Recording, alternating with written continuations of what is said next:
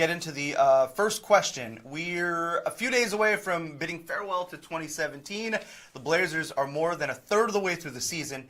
So who's been the team's most improved player through the first 30 games? And then the second part that I'm really interested to hear about is who's been the team's most disappointing player? Nate, you want to start? Yeah, most improved has got to be Shabazz Napier. I mean, this is a guy, no one envisioned him having any sort of a role on this team. Maybe Neil Olshey did because he made some comments before the season about how Napier was impressing him. But no one else was talking about Shabazz playing minutes, much less contributing in the way he is right now. Outside of the organization. Yeah, exactly. And outside of C.J. McCollum, Damian Lillard, he's been their best offensive player this year. And you would have never thought that at the beginning of the year. And he's earning himself some bucks because we're going to get into it, how he's going to be a free agent at the end of the year. But to me, he has to be the most improved. I want to hear what you guys have to say before we get to the most disappointing. I agree with you. Shabazz Napier has been the man. I mean, he is on a tear right now. He's been reliable. He's been consistent. In a lot of ways, he's been the go-to when Damian Lillard has been out. So he is setting himself up to get paid. Yeah. With all due respect to Shabazz Napier, man. Yes! Shabazz has been fantastic, but I'm not surprised by what he's done. Okay. Because when he got minutes last season, he was really good. And he's done this all season. And I was so surprised earlier this month when he didn't play in 3 games in a row. And he had struggled in the couple games before he got benched during that time period. And then he's been playing great since he got back into the rotation. So this is not a knock on Shabazz in any way, but my choice for most improved player is Al-Farouq Aminu. Okay. Because I think that he has been probably the Blazers' most consistent player. His defense continues to be rock solid.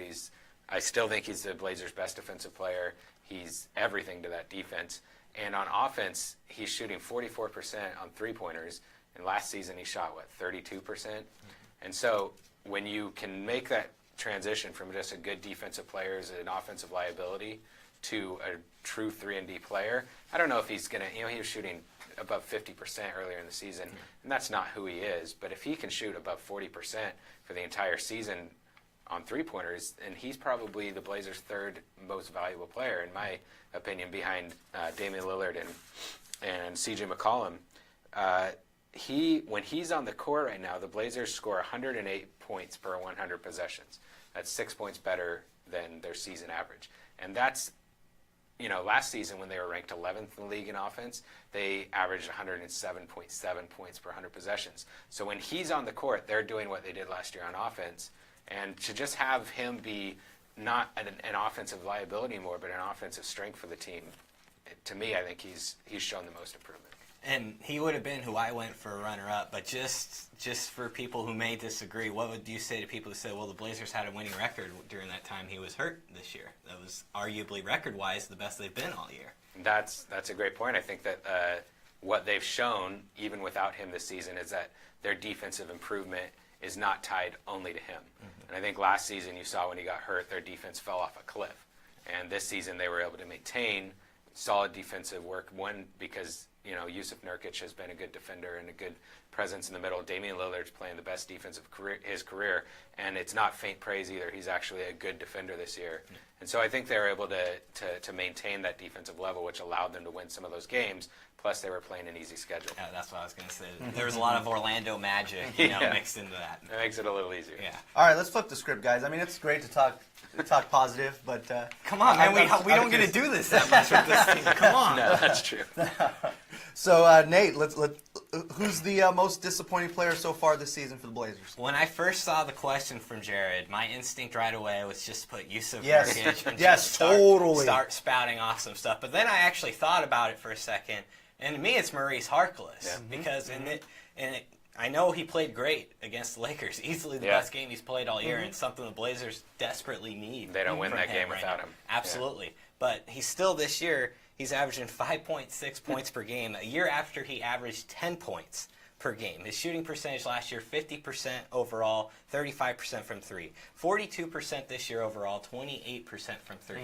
He didn't play for a week-long stretch. I mean, this is a guy who was supposed to be a set-in-stone starter for this team. He was supposed to be their number 3 coming into the season. And up until Saturday night's win against the Lakers, we hadn't really seen anything of him over the last month, much less positive contributions to the team.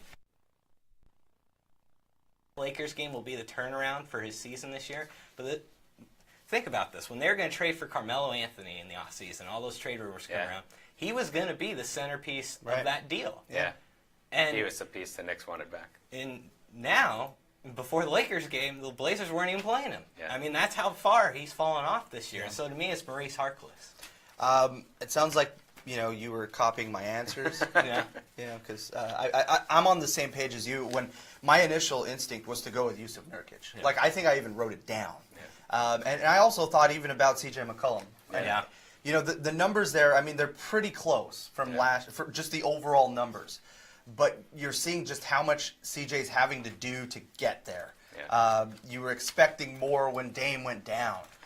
So I really thought long and hard about those two. But just from the sheer fact that Maurice Harkless was expected to be a lock in that starting lineup and has gone into ghost mode, like, what the heck happened? And we get so many people that ask us about him and Caleb Swanigan, just the disappearing act. But for him in particular, like, he was getting minutes. Yeah. Like, he had a chance to produce, and he's doing nothing with those opportunities.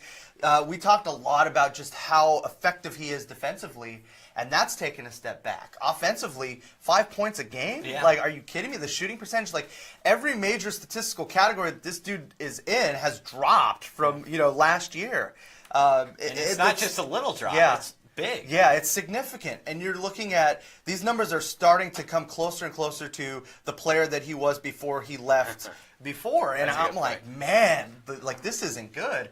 And just going back to that whole expectation of Maurice Harkless, we were thinking about this dude as just the guy, one of the main pieces to this team being successful. And I think that if you look at what he's doing or not doing, maybe that reflects a little bit on this record that we have right now. So, unfortunately, Nate, we disagree on this one. I mean, we agree on this one. I'm sure we disagree with the man on my right. Yeah, he's always here to set us straight. Yeah, here we go. Yeah. I definitely went with my first instinct, and I Okay. went with Yusuf Nurkic. Okay. Yeah. And I think it's because, there's no sugarcoating. Maurice Harkless has had a terrible season.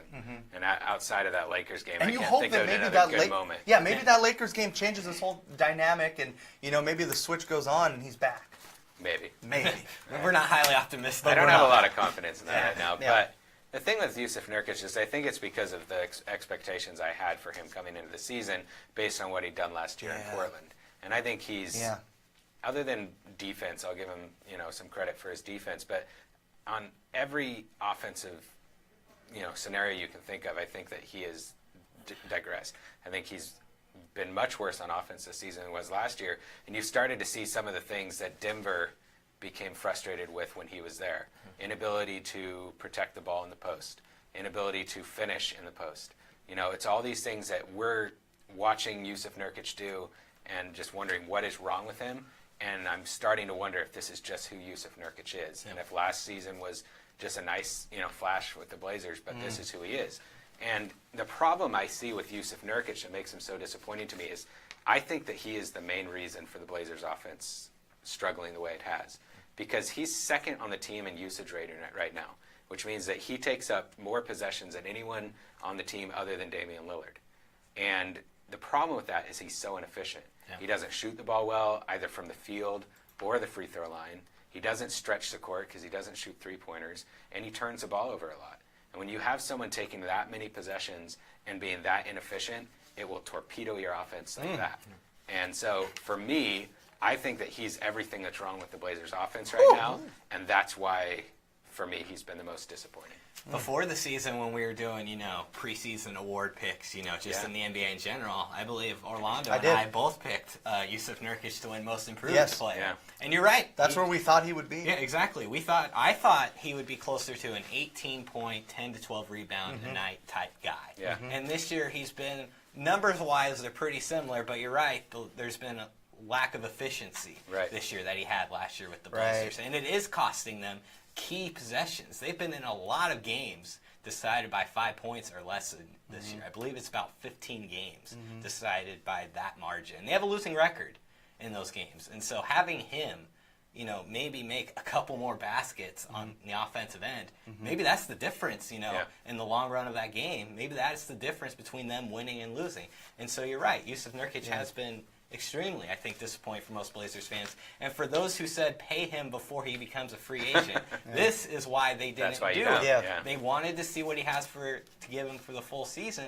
And honestly, depending on what this team does the next 7 weeks, he might not be a Blazer come to deadline time. I think that's a conversation you can start talking about right now. I mean, even thinking about the most recent games, Jokic balled out. Yeah. You know, I mean, normally that's a guaranteed Yusuf Nurkic get-up game that he's going to bring it, and that didn't happen. And then you look at the Lakers game, and you can make the case that Zach Collins outplayed Yusuf Nurkic. Yeah. And Zach Collins should have been For out sure. there, and Nurkic shouldn't. Yeah, and what was so disappointing about that is he was playing well leading up to that 2-game stretch before Dame went Yeah, out. he So was. you thought maybe, this will be his moment Right, of the right. season. Dame's out, maybe Yusuf will step up. Put and the this team will on be- his back This and- will be when and he go. starts getting going again this year. And then he went the complete opposite direction, had two of his worst games of the season, which is saying something because he's had some bad ones this year. And just was not the leader the Blazers needed to be. You know how we talked about how Aminu, when he's on the court, their offense is like 6 points better per 100 possessions than when he's on the bench? With Nurkic, it's almost exactly the opposite. When he's on the court, their offense is 6 points worse per 100 possessions. It's just, Super it's a problem. interesting. This was a great question, Jared. Yeah. Really good stuff there. You can definitely make the case for at least a couple of players, as Yeah, we've proven there. for sure.